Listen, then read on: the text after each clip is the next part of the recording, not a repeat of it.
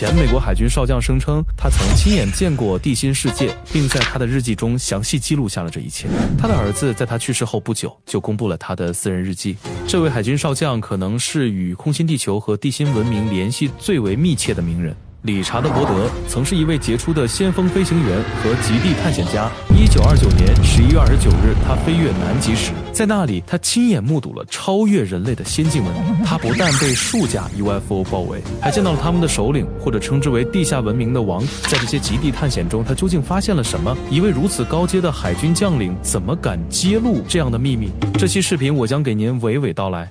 理查德·伯德是历史上最受尊敬的军官之一，他是海军少将、飞行员、探险家，首个飞越南北极的人，还被授予了美国最高军事奖章。他这一生可谓是光彩夺目。他生平有写日记的习惯，在日记中，伯德详细记录了每一次的旅程。他既非诗人，亦非作家，更不是讲故事的人，而是一名军人。所以很多人并不会认为伯德会无聊到会用日记的形式去编造一段故事。根据他曾经的同事的描述，他一生光明磊落。他深知自己任何不当的言行举止都会对身边的人甚至国家产生影响，所以他平时说话向来都是细致缜密。但在1954年他一次旅行归来后，在电视上接受现场采访时所说的话在某种程度上相当神秘且奇怪。他说，我想去看看极地之外的国家，这个国家并不是人类世界的国家，他称其为永恒的神秘之地，是地球上最和平的地方。那是一片不在任何地图上的领土，面积与美国相当，但对人类来说却是隐藏性的、不可见的。1947年，伯德连续探险归来之后说，我可能经历了一场人类历史上最重要的探险，那里是一个神秘且超越人类的区域。这一切听起来可能非常怪异，但对于作为军队中级别最高的人之一，我发誓要保守许多秘密，所有只能用这种奇怪的方式表达。伯德的这些话，数百万人在广播中听到了他，但伯德口中的神秘区域究竟在哪里呢？起初伯德透露过，他飞越南极冰墙途中经过一片奇异的区域，本应该是被冰墙覆盖的区域，但他却发现了一片有山有水的绿洲。作为世界上最伟大的探险家之一，起初伯德少将所提及的那些新区域和新发现便引起了不小的轰动，但在此之后不久，伯德的那些新发现言论就被神秘力量压下去了。他的一些采访、报刊以及伯德展示的照片很快从公众的视线中消失了。之后就有人开始怀疑伯德在南极发现的真实性。他曾经试图说出他所知道的全部真相，但是碍于身份和那些神秘且超出人类认知的事情，哪里是仅凭一张嘴就能说得清楚的。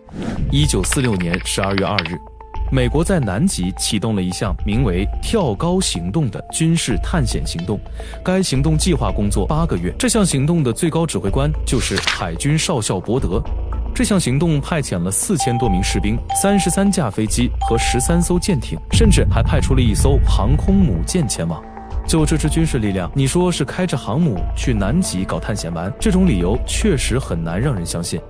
当时美国官方的解释是，跳高行动的主要任务是探索南极并寻找煤炭和其他资源，但后来跳高行动真正的目的显露了出来。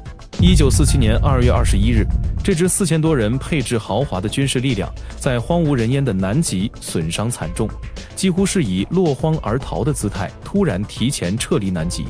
跳高行动这次落败模样的撤离迎来了许多猜测。当时有参加行动的内部人员透露，他们此次任务的真正目的其实是准备从南极洲寻找消失的纳粹领导人，但在2月20号的时候，他们在南极突然遭受到不明物体的攻击，仅仅片刻的功夫就让这支配置豪华的海军力量损伤惨重。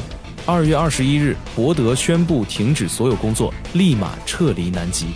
他们返回美国后，所有的资料立即被列为机密，而伯德等人慌乱逃离南极的原因也没有任何解释和报道。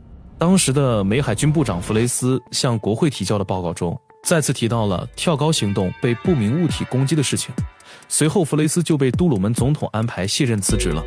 辞职后不久，他很快被送往一家精神病院，被关在一个没有窗户的房间里，禁止与任何人交谈或见面。过了一段时间后，这位曾经的高级官员被发现死亡，死亡原因被判定为自杀。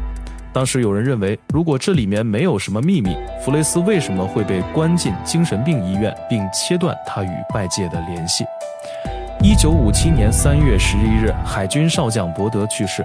在他去世后不久，他的儿子就将伯德的生前写的日记出版了，书名为《海军少将理查德·伯德的失踪日记》。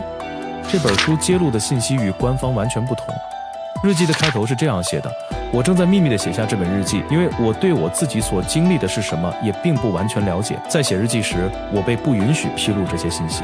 它或许永远不会公之于众，但我有责任写下一切，以便有一天它会在这个贪婪和剥削的世界中被人读到。到那时，更多的人将会知道这个世界的真相。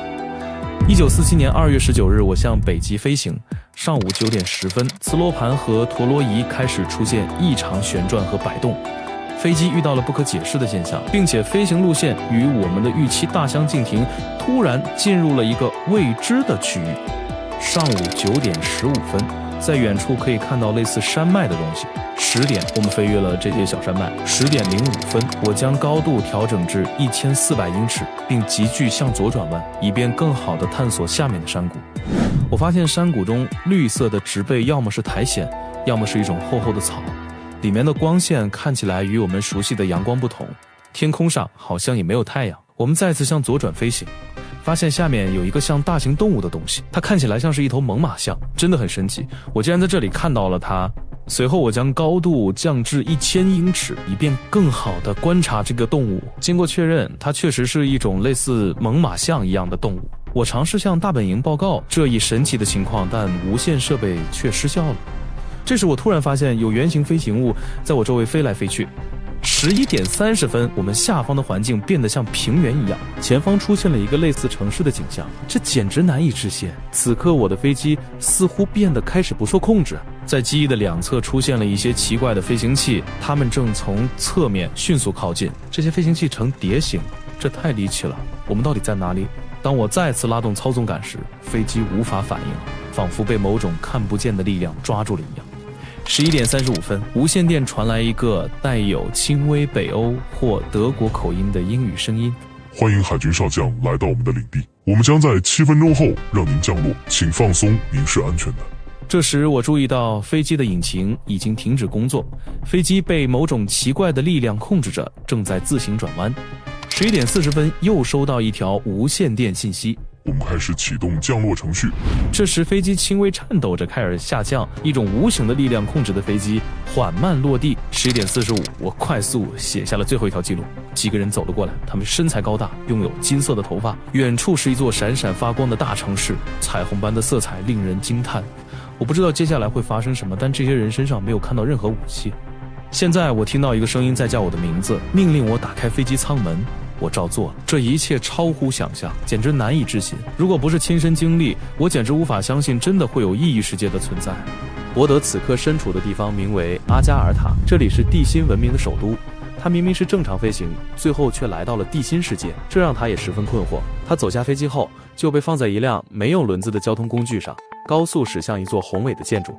随后伯德被带进许多发光的走廊，来到一个巨大的洞口。在那里，他见到了阿加尔塔的统治者大师。大师告诉伯德，他之所以被允许进入阿加尔塔，是因为他具有高尚的品格。大师解释说，他们现在身处地球的内部，他们族群不会干涉地表上的任何事物，并承诺会在会面结束后安全地送他回地表。大师还提到，广岛和长崎的原子弹爆炸引起了他们的关注，他们担心核武器以后会对人类文明造成更大的破坏，届时阿加尔塔的居民将对人类给予帮助。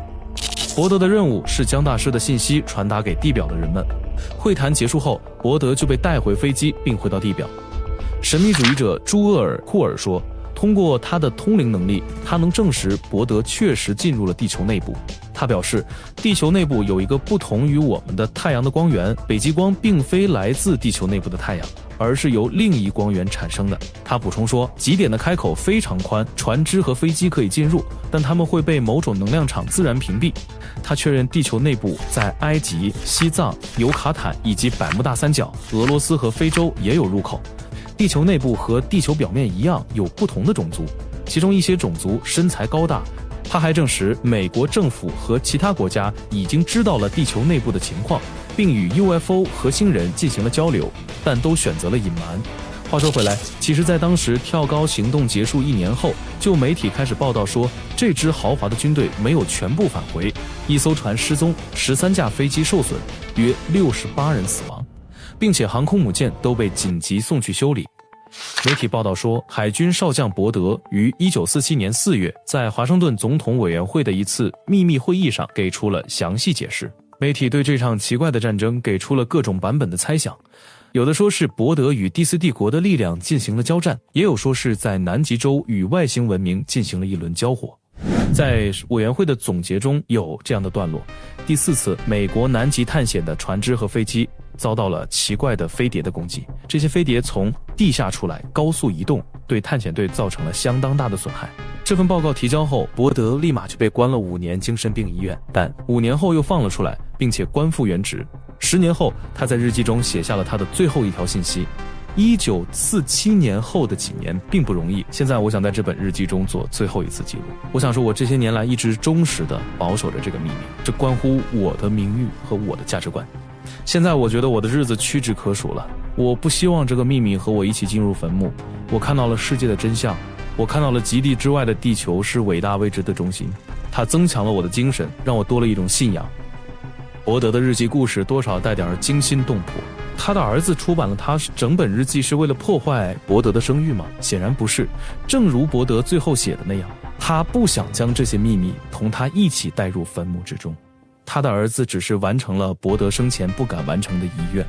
伯德的日记是真的记录了世界的真相，还是这一切都是他在闲暇之余用日记的形式写的一本科幻小说？这其中的真实性我们也无法考证了，不管它是真是假，我们就当作都市传说科幻小说看待吧。